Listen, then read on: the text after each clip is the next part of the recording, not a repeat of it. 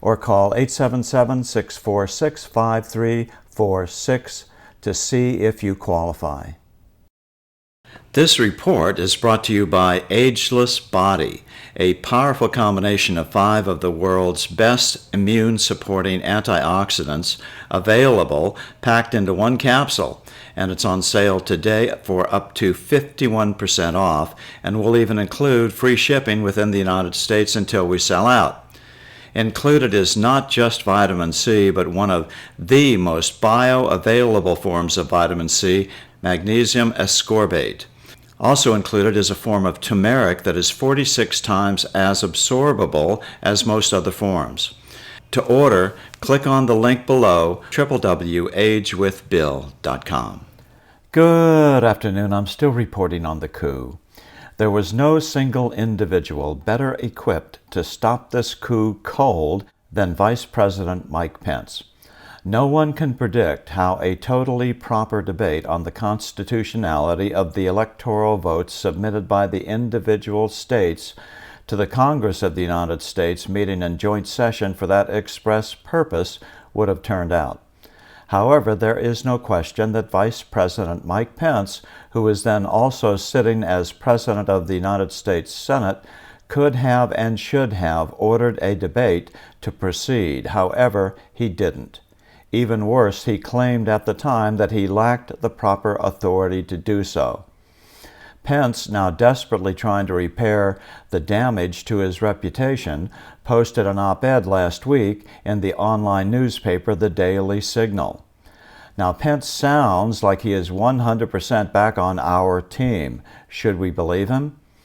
After an election marked by significant voting irregularities and numerous instances of officials setting aside state election law, I share the concerns of millions of Americans about the integrity of the 2020 election.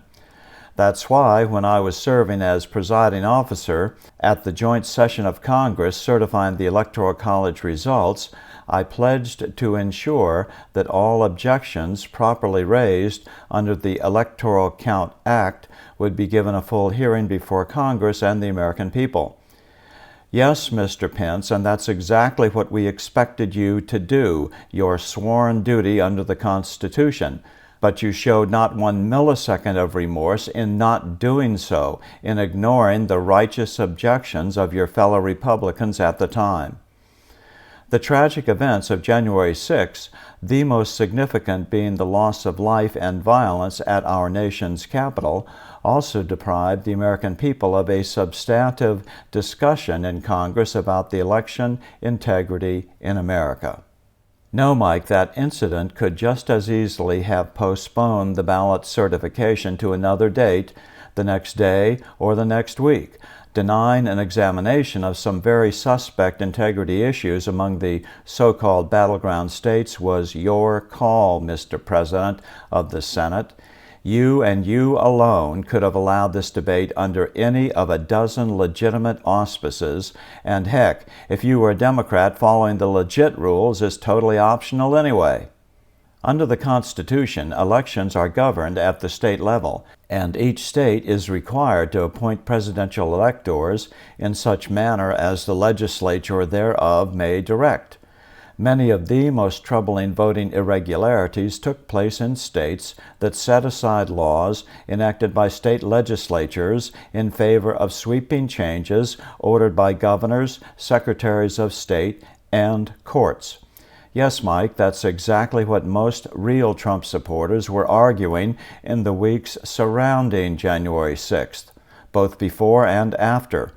But the latest report has it that your chief of staff barred the door from your fellow Republicans getting in to make these arguments in your face in the days leading up to January 6th.